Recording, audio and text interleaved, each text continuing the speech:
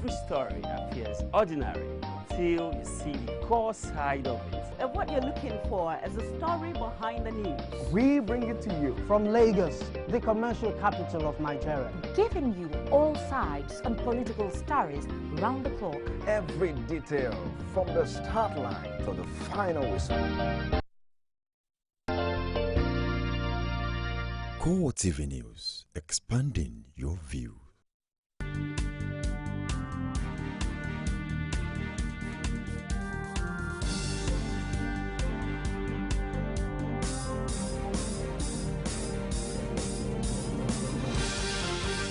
Hello there, you're on to CoreTV Primetime News. I'm Nifemi Okuntoye. In our top story,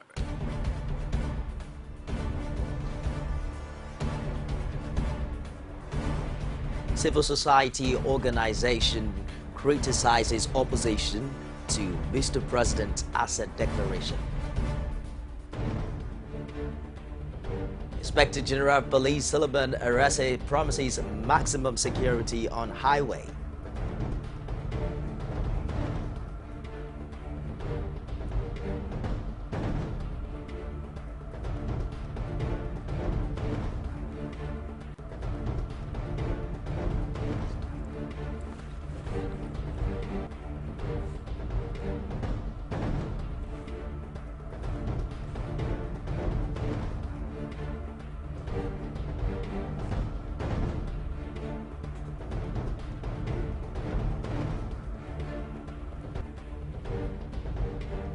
And outside Nigeria, Germany and France promises to take 50,000 refugees more. Thanks for joining us again. We'll begin now in Abuja, where the federal government has issued a September 15 deadline for all ministries, departments and agencies to comply with the Treasury Single Account Directive. President Muhammadu Buhari set the date in a communication to all MDAs. The presidency said in a statement issued by the vice president's spokesman, Laudu Akonde, that all government revenues are expected to go into a TSA domiciled account at the central bank. It pointed out that severe sanctions await any public official who fails to comply with the deadline. The directive that was forced to introduce in early August applies to fully funded ministries, departments, agencies and foreign missions, as well as the partially funded ones like teaching hospitals, medical centers and further tertiary institutions. Others are agencies like the Central Bank, Customs, FAN and NNPC, among others. As Nigerians continue to debate on the first 100 days of the Buhari administration, the president's media handlers have released some infographics with details of activities to prove that the days were not wasted. And while those who spoke to CoreTV News in Abuja differ in the analysis of the achievement recorded by the president so far, there are others who are convinced that the country is on track under President Buhari. Basil Kafo reports that many want a more transparent anti-corruption crusade. The report is presented from our studios. These are the details of the infographics released to counter claims of a wasted first 100 days. This is in the aftermath of allegations that several of the campaign promises made by the All Progressive Congress, under which President Buhari ran and won the presidential election, have not been fulfilled. But Nigerians from all walks of life have also been assessing the first 100 days of the Buhari administration. For the president of Peace Corps of Nigeria, Dixon Akko, the leadership style of the president is something to celebrate. 100 days is not enough to judge somebody who is inheriting power. You are coming from a party that has been in the system for 16 years. And like I've told a lot of people that care to listen, if you are not inside, you won't know how the rot or how the system has been bastardized. It is now that he has taken over power, that he has gotten inside, that he will know the situation of affairs, thereby laying a solid foundation for him to deliver. But a senior advocate of Nigeria, Chris Uche, does not think that 100 days are enough to assess the president. He chose to advise the president to be transparent, especially in his anti-corruption campaign. As far as the anti-corruption agenda of Mr. President is concerned, for me as a lawyer, when he attended the opening ceremony of the Nigerian Bar Association, He called on the judiciary and in fact the entire legal community to encourage and support the fight. And what came out of that is that we as lawyers are now devising methods of fast-tracking. For his part, a civil rights activist, Ezenwa Nwagu, wants President Buhari to focus more on areas that will impact positively on people's lives. For now, President Buhari and his party are not bothered about 100 days.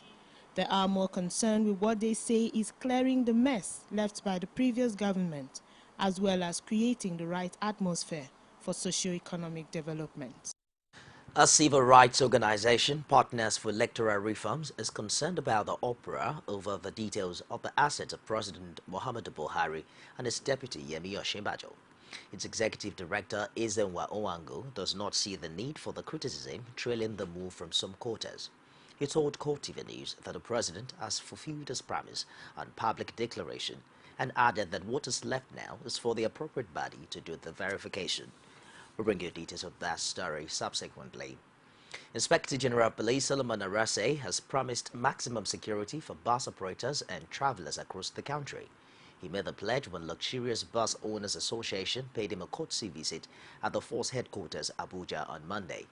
Police spokesperson Olabisi Kolawole also quotes the IG as expressing a commitment of his men to tackling the problem of armed robbery along the nation's highways. Earlier, the association's president, Dan Okemo, had hailed IG for his efforts at stopping highway robberies through the Safer Highway Patrol Unit. He also sought police intervention in curbing attacks on buses and passengers along routes within the North Central region and Zaria-Kaduna axis. Meanwhile, the Inspector General of Police, Solomon Arase, has assured the Independent National Electoral Commission, INEC, of the preparedness of the police to provide adequate security during the Kogi and Bayelsa governorship elections. This is contained in a statement issued by the Force Public Relations Officer, Acting ACP Olabisi Kolawole, in Abuja. The statement said Arase gave the assurance during a courtesy visit on the acting chairperson of INEC, Amina Zekari, in Abuja.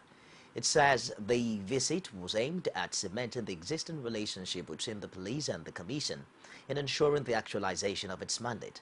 The statement further said the IGP had directed police commissioners nationwide to ensure adequate security at INEC offices and election tribunal sittings. In a remark, Zakari reiterated the Commission's readiness to work with the police in ensuring successes at the upcoming elections in Kogi and Bayelsa. Nigerian fugitive Abdul Adewale Kekeriekun, who was arrested earlier in the year by the Economic and Financial Crimes Commission for identity theft-related offenses, had been sentenced to life imprisonment in the United Kingdom for murder. He was convicted of the 2001 murder of 18-year-old Marcus Hall in 2001 following a brawl outside Luton's Atmosphere nightclub where the popular music group Soul Solid Crew had performed. 39-year-old Kekeriekun, who goes by several aliases including Adebayo Dalvin, James Dalvin, James Adebayo, had initially pleaded guilty to the murder charge before the Luton court, but later fled to Nigeria. After his arrest for fraud in Nigeria, it was discovered during investigation that he was on the wanted list in the UK and consequently extradited. EFCC said in a statement that before his conviction, 7 of the gang members had been convicted in 2002 and 2003 for their part in Hall's murder, but 2 convictions were later quashed. Revealing how he had been traced, the Bedfordshire police said he was identified in a CCTV footage of the attack where he was wearing a distinctive checked coat. Detectives tracked the designer and later discovered that the jacket was one of only 9 sold in the United Kingdom, and the convict was listed as one of the buyers. We'll take a break now, and I'll be back with more stories. Don't go away.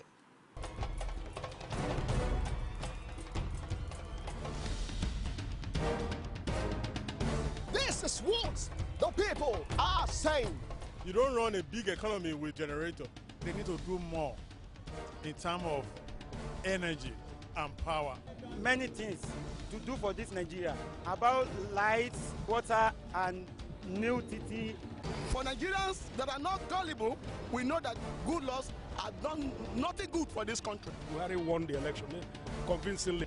Talk to our husband that you should keep promise about what you said, and because people are watching you, you know, another election is coming. Because some people will stand for Yoruba land, will be strong man, we don't die.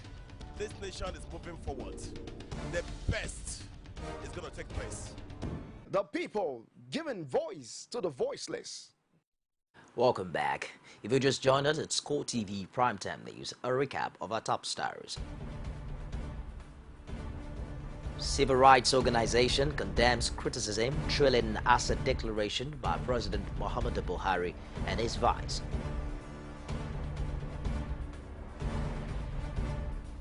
Inspector General Police Solomon Arase promises maximum security for bus operators and travelers across the country.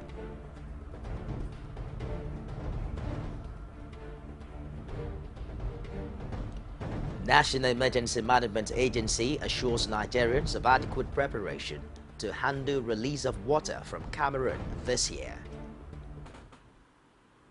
You can get all of our top stories on any of our social media platforms. On Facebook, it's facebook.com/CoreTV News. Our Twitter handle is at CoreTV News NG, and we're streaming live on YouTube. It's youtube.com/CoreTV, space and news.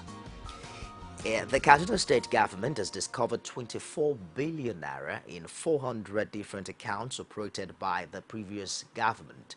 Governor Nasir El-Rufai disclosed this at a town hall meeting in Kafanchan in southern Kaduna. He also indicated that it would not relent until the government knows the actual number of civil servants in the state. The governor was represented at the meeting by his deputy Bala Bantex. We'll keep you updated on that story in our subsequent bulletins.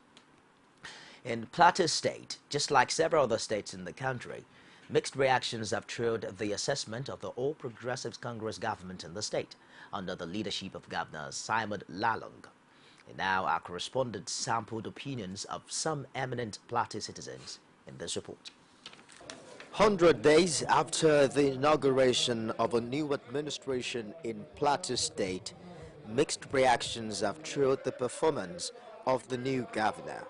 While some say he deserves more time, others say the new administration has nothing to show in terms of achievement. Well, the first 100 days of ABC on the Plateau, I cannot tentatively say a word about their first 100 days in office, but I know that part of the things they did on the Plateau is the illegal dissolution of the local government council, because there's a Supreme Court judgment. So far, so good. I can't tell you anything about it because I've not seen anything happening. I've not seen anything happening. So I don't want to lie. I don't want to tell you. Some legal practitioners are of the opinion that lack of proper constitution of the State Executive Council due to the delay in appointing commissioners has affected the success of the administration. Within the next 100 days, there are quite a number of things that can be done. Number one, we must address ourselves to the security situation in the state, because as it is, there is no day that passes by that you will not hear of one conflict or the other which will lead to the killing of several people. It's a major area that the government is going. You see, there are certain information that may not be an opportunity to run a state. One should be able to be prepared right from the onset. And therefore, 100 days without the ESCO in place, to me, is not too good. Though we also understand. It's over 100 days after the inauguration of this administration. Residents of the state are of the opinion that the time is now to hold leaders accountable for their failed promises. Proceedings at the Rivers State Governorship Election Petition Tribunal sitting in Abuja were on Monday stalled following the judgment of Court of Appeal. The court had in the judgment directed the tribunal to deliver ruling on an application filed by Governor Nyesom Wike challenging the jurisdiction of the court. At the resumed hearing of the petition, the PDP asked the tribunal to stay proceedings and obey the judgment of the Court of Appeal. But counsel for the petitioners, Akin Olujimi, opposed the application, insisting that it was alien to the country's jurisprudence to stay proceedings of the matter at the election tribunal. In the short ruling, the new chairman of the tribunal, Justice Sulaiman Ambrosa, adjourned the hearing to September 8 in view of the notice of the judgment at the Court of Appeal to enable him go through the copy of the ruling to know the issues canvassed at the appeal. The National Emergency Management Agency, NEMA, is assuring Nigerians that it's adequately prepared now to handle the effect of the release of water from Lagdo Dam in Cameroon this year. The agency maintains that the flash floods that have been experienced so far are normal occurrences synonymous with the rainy season and are not to be described as the onset of a major flooding incident. NEMA says awareness campaigns are being intensified through its operational offices to better manage any situation that may arise. 2015, NIMET has done the SRP as usual, and NEMA also has looked at the disaster management implications of these predictions, as we have always done yearly. That was also followed up by the Hydrological Agency flood outlook for the year. As is usual, NEMA comes out with implications of that prediction as it concerns disaster management, considering the fact that that prediction is used by the various sectors in the country, ranging from aviation, agriculture, and all that. So what we do is look at the disaster management angle. That we have done. And also, because just immediately after that, a few months after that, we also got the alert for release of water from the dam in Cameroon.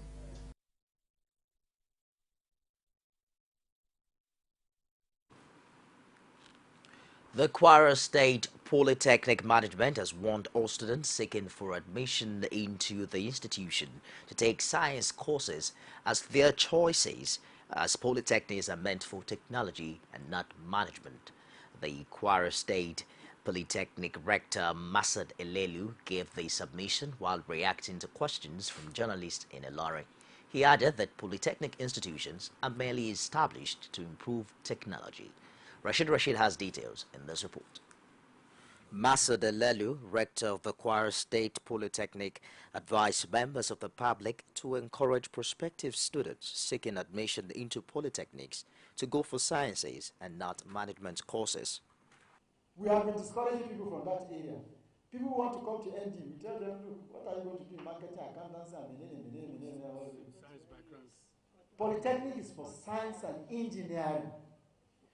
People are not happy with us when we tell them, sorry, we cannot give you admission for all those, I don't know what you call them, I want to give them a name. Polytechnic is not meant for that. And you will help us to propagate that. We have been doing it on our own. When we see people in the town, when we see our friends, when people bring requests for admission, we say accountancy, marketing,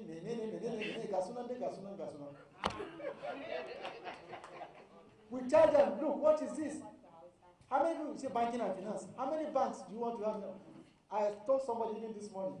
He attributed the smooth running of the institution's academic calendar to its ability to think outside the box, generating revenue apart from the intervention from state government and other financial institutions. Our subsidiaries registered with Corporate Affairs Commission, and the subsidiaries include bakery, guest chalet, water production, block making, bakery, car wash, and so on. These are all subsidiaries, and training consultants is part of it. So we foresaw that. And so we have started, and you can see the block making is going on. It's not part of that we are saying, it's not part of Polytechnic.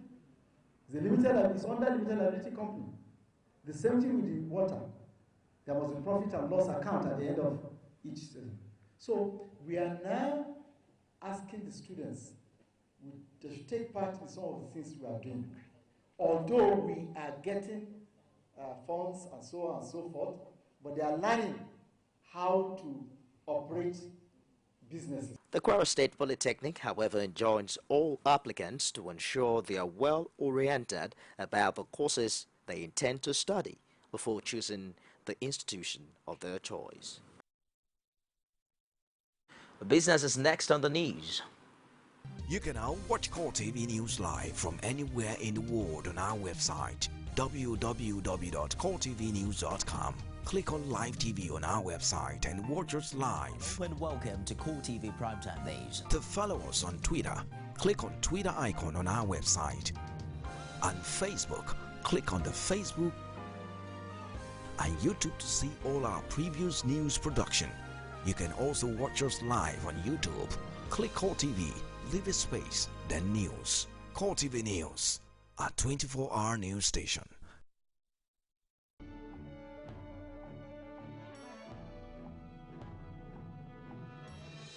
The Nigerian National Petroleum Corporation has commenced the process of recovering over $7 billion in over-deducted tax benefits from joint venture partners and major capital projects. It was learnt on Sunday that the corporation had also engaged an international accounting firm to ascertain the exact amount due to government on the strategic alliance contracts entered by Nigerian Petroleum Development Company, where up to $2.46 billion of government money would be recovered. In a report submitted to President Muhammadu Buhari by its new management detailing the corporation's successes so far, the Group Managing Director of the NNPC, Dr. Ibe Kachiko, stated that the firm had commenced its performance measurement and benchmarking. He added that the corporation had started what he described as a value for money review of the NNPC and the JV companies covering the period of 2008 to 2013. The Senior Special Assistant to President Buhari on Media and Publicity, Garba Shehu, in a statement on Sunday, disclosed that the NNPC report indicated that the new measures might lead to further cost recovery for the firm. The Managing Director, Nigeria Sovereign Investment Authority, Uche Oji, has said the agency will attract more funding for investment in infrastructure projects. Oji, who said this during an interview with journalists in Abuja, explained that the NSIA would achieve this through the setting up of a special facility that would aid the investment of pension funds' assets in infrastructure. As of July this year, the country's pension fund assets stood at 4.9 trillion naira. Oji said the facility, which is to be called the Nigeria Credit Enhancement Facility, was being worked on in collaboration with Garantco, a company from the United Kingdom. He said the facility would assist the country in bridging the current infrastructure gap, which according to the federal government stood at 2.2 trillion naira annually. On progress so far made on the second Niger bridge, he said the NSIA was still committed to actualizing the project. Already, he said the agency had invested the sum of $2.21 million, about 435.4 million naira, on the project. He said out of the 44-kilometer bridge, which would be constructed over a 4-year period, the NSIA would only be responsible for the financing of 11 kilometers. The project, according to him, is structured as a public-private partnership that will be constructed and operated on a design, build, finance, operate, and transfer basis. Saleh Dunoma, Managing Director, Federal Airports Authority of Nigeria, FAN, has said the new terminals at Nigeria's major international airports in Lagos, Abuja, Kano, Port Harcourt, and Enugu will be completed in 2016. According to him, when they are completed, Nigeria will become the hub of aviation in Africa, adding that the airports will improve passenger comfort, increase capacity, and improve facilitation. Speaking in Panama during the annual General Assembly Conference and exhibition of the Airport Council International (ACI), Dunoma said the completion of these terminals would stimulate robust traffic growth in passenger and cargo traffic. He said though the 7.2% increase for passenger traffic from the MENAT countries, Mexico, Indonesia, Nigeria, and Turkey, as contained in the 2014 ACI World Airport Traffic Report, was commendable, this figure would experience a steady rise. The new international terminals are being constructed with a $500 million loan secured from Chinese bank under Stella Odua as aviation minister about 2 years ago. Outside Nigeria, Germany and France will reportedly take in 50,000 plus additional refugees as Hungarian Prime Minister dismisses quota plan. France President François Hollande has announced his country will take in 24,000 refugees over the next 2 years, while it's understood Germany would take 31,000 additional people under a European plan that is strongly opposed by Hungary. The figure reviewed by the French leader on Monday represents France's share of a European proposal to relocate 120,000 refugees. European Commission President Jean-Claude Juncker is due to unveil new proposals on Wednesday. EU officials have said Juncker will propose adding 120,000 people to be relocated on top of a group of 40,000 the Commission previously proposed relocating. Hungarian Prime Minister Viktor Orbán told a gathering of foreign ambassadors on Monday that the plan could not be discussed while the EU's outer borders were not secured. And away from there to Yemen, where more Qatari troops are reportedly heading into Yemen with the aim of securing the Jaf governorate. Around 1,000 soldiers from Qatar's armed forces are being deployed now to Yemen as part of the Arab coalition's fight against Houthi rebels. The troops are now reportedly heading to Yemen's Marib province to join the Saudi-led coalition already fighting in the area. With more than 80% votes counted, TV comedian Jimmy Morales lead with 25.8% of votes in the Guatemala votes. It appears set now for a presidential runoff in October after early results from Sunday's poll showed no candidate receiving close to the 50% ballots required to win the election outrightly. With just over 81.5% of votes counted by early Monday morning local time, TV comedian Jimmy Morales led with 25.8% of votes, followed by veteran politician and businessman Manuel Baldacin with about 18.6% of votes cast. Baldacin is followed closely by former First Lady Sandra Torres, who has 17.9%. Electoral officials said early signs showed the turnout was high at 80%, though official confirmation was not expected until later. And now to stories making headline in the sporting arena.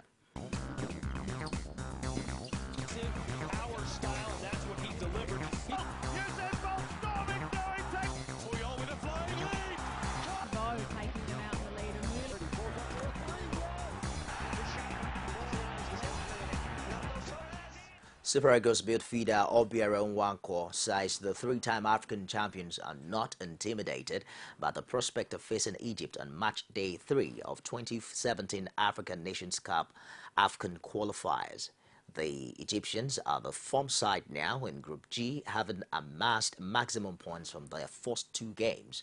A 5-1 win for the Pharaohs on Sunday underlined the North Africans' intent, but Obiara says players of the Super Eagles are not losing sleep over the prospect of facing the Group G leaders. The 24-year-old then took the time to discuss Nigeria's goalless draw in Dar es Salaam against Tanzania on match day 2, as well as new coach Sunday Olisa's impact on the team. Nigeria is currently in second place in Group G of AFCON qualifiers with 4 points from 2 matches, 2 points adrift of the leaders, Egypt. While Iceland sealed their place at the major tournament for the first time as they secure the point they require in the Euro 2016 qualifier against Kazakhstan. Iceland and Czech Republic both progressed from Group A, with Netherlands now unable to advance automatically. Cardiff's Aaron Gunnarsson, the Iceland captain, who was dismissed later on, said it's unbelievable and shocking. The island nation is the smallest to qualify for the Euros, with an estimated population of just 317,000. Before the match, manager Lars Lagerbäck said qualifying would mean more than reaching 8 successful finals with his native Sweden, who he managed for 9 years. Iceland has moved up 100 places in the FIFA rankings since Lagerbäck took charge in 2011 and now sit in 23rd position, above the likes of France, Ukraine, and Russia. And for Belgium, they narrowly defeated Cyprus in Nicosia to keep Group B leaders Wales waiting to qualify for Euro 2016. The Welsh drew goalless with Israel and Cardiff and would have qualified if Belgium had failed to win. But Chelsea forward Eden Hazard hit the winner 4 minutes from time, stroking in Dries Mertens' cutback. Earlier, midfielder Kevin De Bruyne had struck straight at the goalkeeper, went through on goal, and Marius Nicolaou had a low effort saved by Thibaut Courtois. In the same group, Bosnia-Herzegovina beat Andorra 3-0 to move up to fourth, 2 points behind Israel. Wales need a draw away at Bosnia-Herzegovina or at home against Andorra to secure qualification, while Belgium also have a chance to qualify automatically when they face Andorra and Israel in their last 2 matches. Second place Belgium are 1 point behind Wales, with the top 2 sides securing automatic qualification for the tournament in France next Sunday. And now to tennis, where Serena Williams saw off a significant threat to her Grand Slam hopes with victory over 19th seed Madison Keys at the U.S. Open. Williams, a world #1, beat her fellow American 6-3, 6-3 to set up a quarterfinal against her sister, Venus. Serena, 33, is now 3 wins from competing the first calendar Grand Slam since Steffi Graf in 1988. Novak Djokovic overcame an informed Roberto Bautista Agut, subduing the Spanish 23rd seed 6-3, 6-4, 6-3, 4-6, 6-4, 6-3. The top seed, who has already won the Australian Open and Wimbledon this season, will face Bautista Agut's compatriot Feliciano Lopez in the next round. Men's defending champion Marek Cilic and 19th seed Joe Wilfried Tsonga both won and will meet in the last 8. While Murray will play South African 14th seed Kevin Anderson on Louis Armstrong Stadium later on tonight, and the squad has been to at least the quarterfinals of the last 18 Grand Slams, while Konta had never been past round 2 before this week. She plays Petra Kvitova in the first night match on Tuesday, and 5-time champion Roger Federer will play American #1 John Isner in the second night session match on Oster Ashe Stadium. She's obviously been on an excellent run lately, says Murray. She's very close to being the #1 in Britain, end of quote. To end CoreTV Primetime News tonight, a recap of our top stars. Civil rights organization has condemned criticism trailing asset declaration by President Muhammadu Buhari and his vice. Inspector General of Police Solomon Arase has promised maximum security for bus operators and travelers across the country.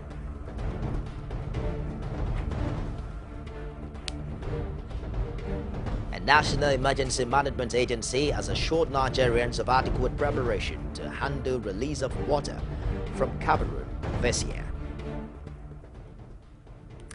And that wraps it on the show tonight. On behalf of everyone here, I am Nifemi Oguntoye. Have a pleasant night rest. Good night.